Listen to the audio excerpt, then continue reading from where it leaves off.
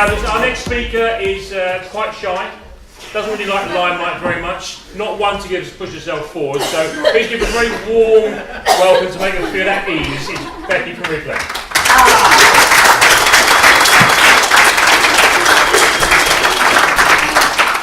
Yeah, sorry, you've summed me up very well there. I'm just going to add to Matt Cook's bit. The reason it was really important for Matt to speak today's about digital growth, but we are growing digitally as a business and everything about us is growing, but by having students is really helping us to grow, and I'm so passionate about helping students get into careers within digital, and they don't necessarily consider some of the digital opportunities, so by more businesses getting involved with university, that can only be a good thing. So yeah, we are big supporters. But I'm here to talk to you about gamification, and I'm not really sure, I'll try and wrap up as quick as I can so we can make sure we've got enough coffee time, but we'll be fine. If anyone wants to download it, I'm going to refer to loads of stats in here. We've got the full report available at reflectdigital.co.uk/antidote, and you can download all of the information that I'm talking about today, and why we think this might be the antidote to modern advertising. It's quite a out there title. So let's start right at the beginning. People's trust is an absolute all-time low, so with regards to marketing. So I've got a couple of headlines here. The Drum, people's trust in brands faces the biggest dip since 2008. And then we've got Marketing Week saying arrogance around brand purpose, making consumers distrust ads. There's also a huge rise in the use of ad blockers. So who in the room uses an ad blocker? Hands up. Wow, that's probably not far off 50%. And we're all in digital in some way, or we care about digital because we're here today, and yet so many of us are using ad blockers. That's quite scary because ad blockers mean that we can't get our ads through to you. So it's on the rise. In the UK, we're at 22%, France 28%, and Germany up to 32%. So consumers are numb to our tactics, and we spoke to 2,000, so 2,000 in the UK. And we asked them their thoughts around marketing. And our research confirmed this lack of trust. So 58% of respondents said that online ads have little or no influence on their buying behaviour. Now we know that advertising subliminally does make a bit of a difference, even if we try and say it doesn't. But the fact that 58% are saying little or no influence means that actually they're really trying not to be marketed to. That's kind of the place that 58% of them were in. Young people do still admit to being advertised to and having a difference. So that is definitely an audience that we can still reach. There's still some hope. So 53% of 16 to 24s and 47% of 25 to 34s. The older we get, the more cynical we get, and the less we like to know about ads. So consumers are becoming numb to our online tactics, and for that reason, we need to identify different touch points in that consumer journey to be able to start to have an influence on people's buying behaviour. If they're not going to see our ads, how else can we talk to them? So what we believe is building relationships is what will win, and that is what will cut through and make a difference. So that's why I'm talking to you about gamification. Now, what do I even mean by gamification? Some of you might be thinking, it just sounds like one of these buzzwords, doesn't it?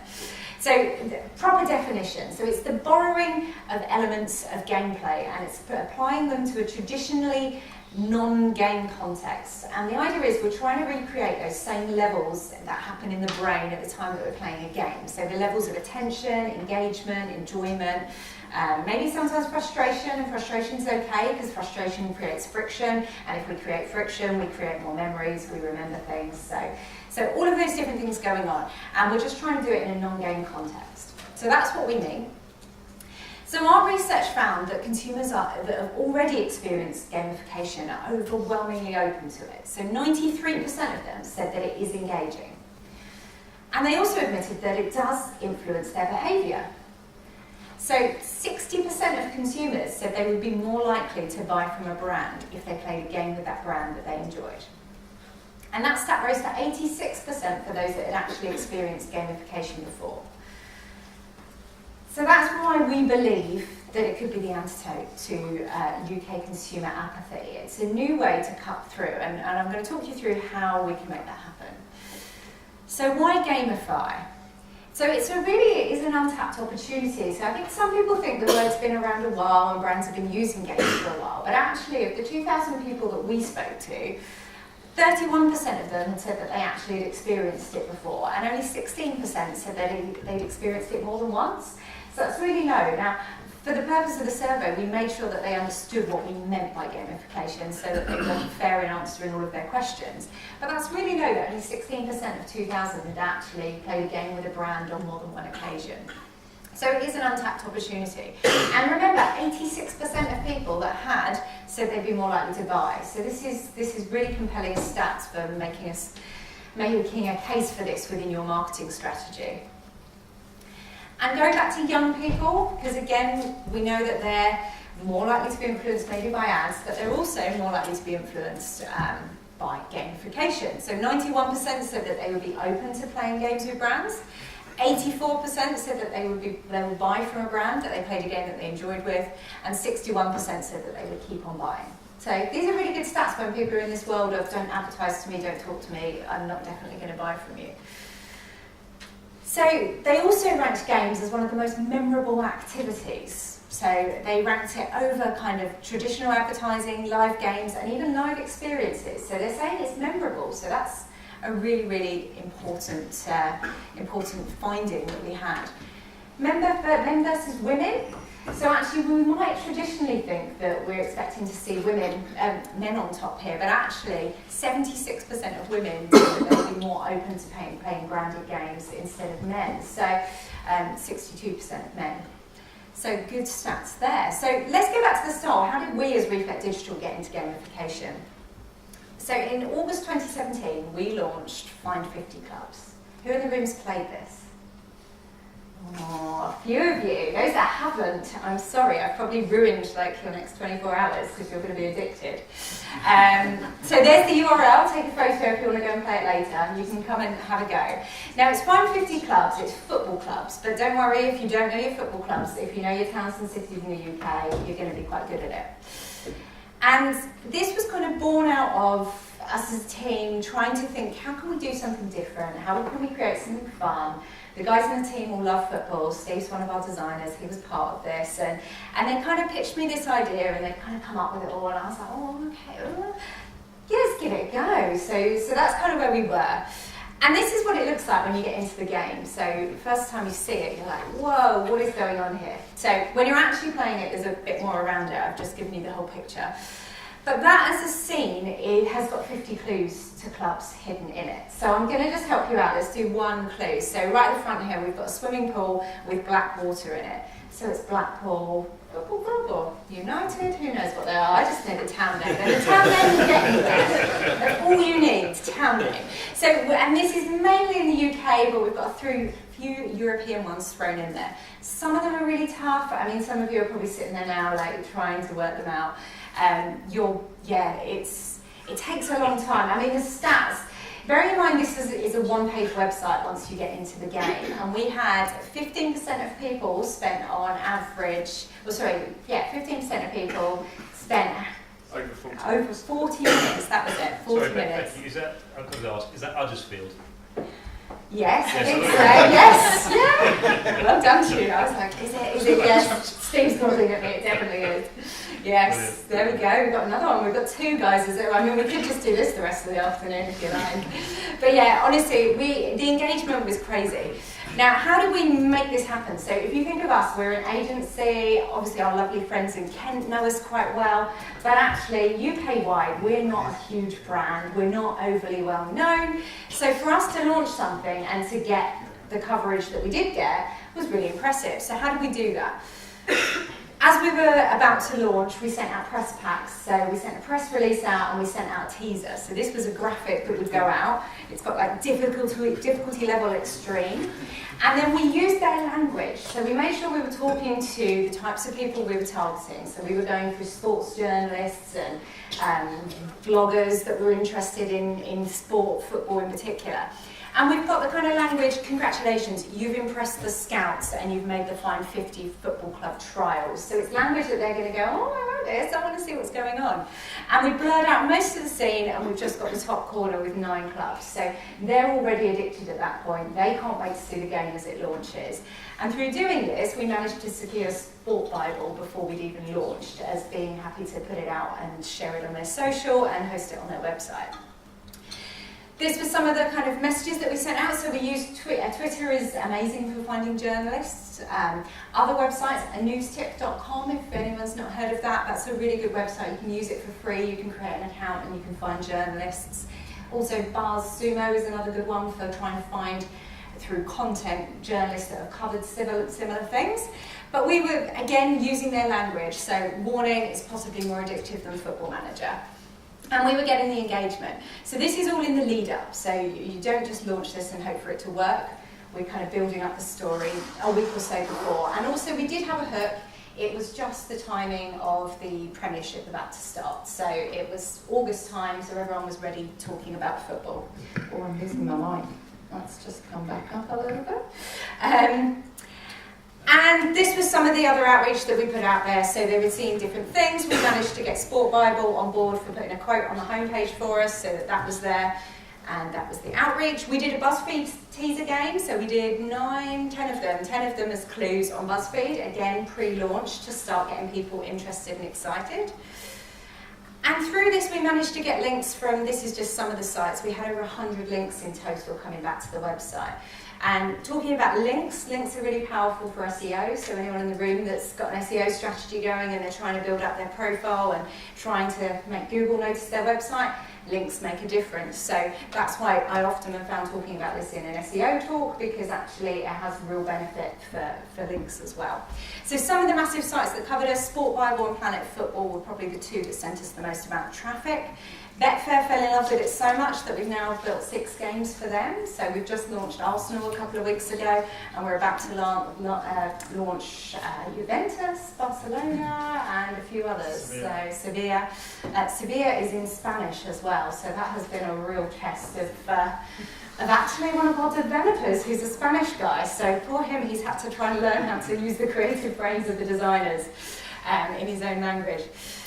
This is just some of the stats. So this was in the first 5 weeks. So this continues to get visits. We have sign-ups every single day still of people playing this and handing over their data. So 86,000 visits, 54,000 unique users. We had 10% of people giving us their data. So this, again, in a post-GDPR world where we all are probably still trying to build up our databases again, this is a great way to get people to hand over their data, because there's a fair exchange. Do you want to save your progress? Because no one's got 3 or 4 hours to spend in one go and one sitting playing this game, therefore they're willing to hand over their data and create an account. It went worldwide. We were also, where we were tracking worldwide, we were able to use that as a message. So actually, the Americans were better than the English at completing this game, which is mad. I mean, what's going on, Brits? What's wrong with us? But that was a great headline to be able to use, and that allowed us to do more outreach. And this is, so within the first 2 months we reached 140,000 visits today, over 170 countries, over 100 links. I mean, it was just huge. And bearing in mind, this was on almost zero budget. I think we spent £150 on some Facebook ads to help just boost it a little bit. So what made it so good? It was the right demographic. So we picked an area that we know sports fans like quizzes, they like to test their knowledge. It was addictive. Once you'd started, you couldn't stop. So people were creating WhatsApp groups, it was in the forums, it was everywhere. It was challenging, so it's some of them, like once you get a hang of it, and sometimes it takes a little while to get the hang of it, once you've done a few, you're like, I'm in now, I've got it. And then it suddenly starts to get really challenging, because some of them are really hard. We hid 2 clues in one place, in a few places as well. So yeah, it was definitely challenging. The length of game is one of the reasons it's so successful. It's not something you just put straight back down again. You pick it back up and you keep coming back to it. So actually from a brand point of view, obviously we didn't overly brand this because it wasn't important for us. We were trying to just show what we could do. But where we've done branded games, which I may have an example coming, I can't remember, we've put the brand in there a bit more, which therefore means that you've got all that screen time of them playing their game but also staring at your brand. Outreach strategy, so we got that bit right. There was not a whiff of a sales message, and this is so important if you're thinking about, could I go and put this back in my business, or if you're an agency and you're thinking, could I do this for my clients? This is not about selling, this is about building a relationship and having fun with your customer. Created a community effect, so it really did. We had wives messaging us saying, my husband won't come to bed, there's one clue left, can you help me? Honestly, I don't think, we haven't prepared ourselves for actually the social media, like how big that was going to be, and the amount of messages. We literally, other than between about midnight and 6 AM, we weren't all manning social, having to answer questions and helping people. And actually what was really fun though, is people started to help each other. So that's where the real community bit came in. So we weren't even having to answer, like you'd be like, oh, I've got an alert, I need to go and answer. And you'd get on there and you'd be like, oh, someone from somewhere that I don't know has helped them and answered it for us, because they were all so invested in it.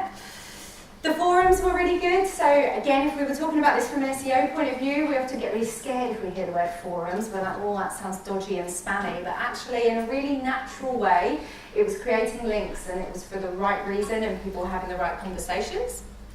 And then this was some of the social conversation. I'm just going to point out my favourite here. So this person said that I'm thinking of putting it on my CV. I'm so proud of this achievement. They dedicated that much time. I mean, I really hope they did put it on their CV. I'd have hired them. But this was, honestly, people were so excited. They were sharing the message. It was just brilliant. People were able to go to sleep again. So how do you get it right? I've given you a few of the tips there, but let's just run back over them. So games need to be challenging. So if we're going to put a game into our strategy, it needs to be challenging. It needs to challenge the brain. Yes, people have made success out of games where anyone that uses Chrome, if you lose the internet, you get the little game with a, is he a dinosaur? Little dinosaur, and he like jumps over stuff. If you haven't done that, I mean, you can waste 30 seconds with it. But you're quite bored quite quickly, it's not that enticing. People want their brains challenged, they like to test their knowledge.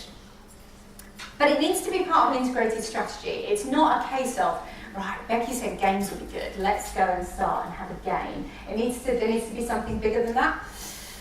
So many brands, and I've seen it happen so many times, throw so much money away by just creating a game, and often it's because they've oversold in the game and they've tried to make it a sales tool, but also sometimes it is just because they didn't integrate it and think about it and think about how they could lever on the game, and I'll come into that in a second. So the do's, if we're going to do a game. So don't hang them all on one hope. So ROI is definitely your number one answer from this. It's all about engagement, but make sure you've got multiple campaign goals. Now, what do I mean by that? The game can deliver PR. So if you get the right game and you've got the right hook for media to want to cover it, then it can deliver PR for your business and coverage, links from an SEO point of view, data, so being able to get the data capture part of it. Now that might be, if you've got a shorter game, and they don't all have to be as long as our Find 50 was, but you then need a fair exchange if you want their data. So there needs to be a really awesome prize. If there's a really awesome prize, but you also need to get the data capture at the right point. You can't immediately say, let's give us the data before you play our game, because people are not going to be interested to get involved. And then customer insight, this is an interesting one. So actually, if we start to get really clever and we're building a unique game, then why can't we build something into it that helps us learn something about our customers? So for example, if you had a client that was a fashion brand and they wanted to find out who of their customers were influenced by celebrities and influencers versus who was not, then you'd have some quiz questions around what did Holly Willoughby wear, when did she wear our outfit or something, and some completely different to that. And then you quite quickly would see the people that get all the influencer questions, right, let's hit them in the future with marketing that's all around influencers and which celeb wore our clothes, versus the ones that didn't react to that at all. We give them different messaging. So we can learn things about our customers if we're clever. But the game must be link-worthy if you're looking at it from an SEO point of view. So you need to think, why would a publication that I would want to talk about this game link to me? Why would they do that? If you can make a game embeddable, that can be quite good as well. So actually having it as an embeddable piece. So that's what we did with Sport Bible. They had an embeddable version of our game on their website. You need to consider your audience and consider the link opportunities. So if, for example, one of us in the room was working for Amazon, we're not going to think of doing a game that works for the whole of the Amazon audience, because that's literally the whole wide world that has access to the internet and an address that can have a delivery. Instead, we'd look at something quite niche. The more niche it is, so i.e. like our football audience, the more you're likely to get a hook and you're likely to get buy-in and you're likely to get them interested. So we need to make sure that we've got a clear audience. Check with journalists if there's a hook. So if you are hoping for PR coverage, talk to journalists before you build the game. Definitely don't go and build it first. Go and speak to them and say, if I had something like this, would you cover it? And if the answer is no, well, what would allow you to cover it? Do I need to go and do some research? So, for example, we've got a client at the moment that we're going to do some games, but we're also doing a research piece alongside it. So the research piece is telling us that people are worried about road safety, and then the game is helping raise awareness around road safety. So there we go, we've got the media hook and the game. Competitor research, check out what your competitors have done. First thing I do before I see a client to talk about game is Google all their competitors and put the word game next to it, and quite quickly you'll find, do they have any? Also using things like BuzzSumo, you can search for games. Consider influencers, see whether there's influencers in your marketplace that would be interested in this. Talk to them, ask their thoughts on the game before you build it. And conduct research and tests. So with our Fine 50 games, we never just launch it. Before we've even built it, we'll go and do some designing of the clues, and then we'll start to put them in front of our right audience to ask them, what do you think of it? Could you actually answer that clue? And actually that has allowed us sometimes to take clues out and put different ones in, because we've gone, actually, yeah, that's too hard. We got that, but no one else did. Think about motivation. How are we going to motivate people to play our game? Is there an awesome prize? Is it glory? Is it something I can share to social that says I'm the cleverest football fan in the world? Make it competitive. Try and find ways that maybe you can have leaderboards, or you can integrate with different social channels where people can be sharing and talking about it. Consider achievements. So if it's a long game like our Fine 50, make sure you keep saying to them, well done, you're on to the next stage, and think about building in email marketing that might send them kind of well done emails and try to get them to come back if they haven't completed it. Think about how you're going to track success. So thinking about what success look like, why are you doing this, and also what stats can we get out of this. So visits are obviously going to be interesting, but what else can we do? We do things like tracking wrong answers, because that's quite fun as well. Gives us a giggle in the office, but also might give us a story. It might give us something that we can then use. Consider all devices. Mobile's obviously really important for games, so making sure that it works on mobile.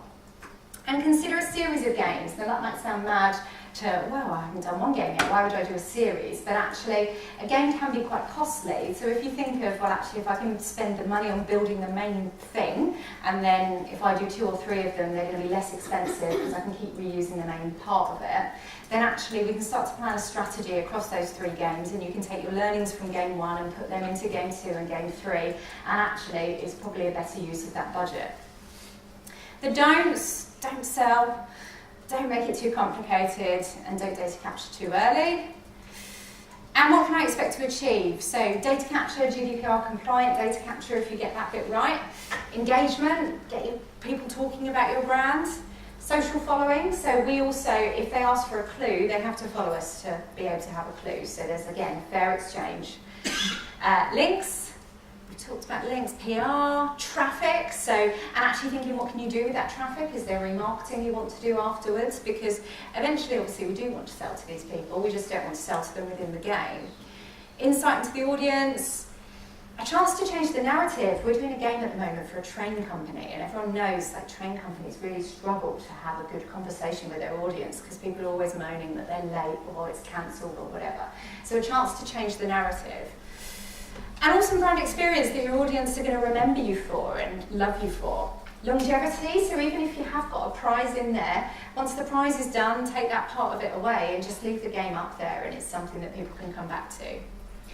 What next? Think about email journey planning. So what can we do with that data? Do we put them into a welcome journey once we've data captured them and start to introduce our brand to them and see what relationship we can build?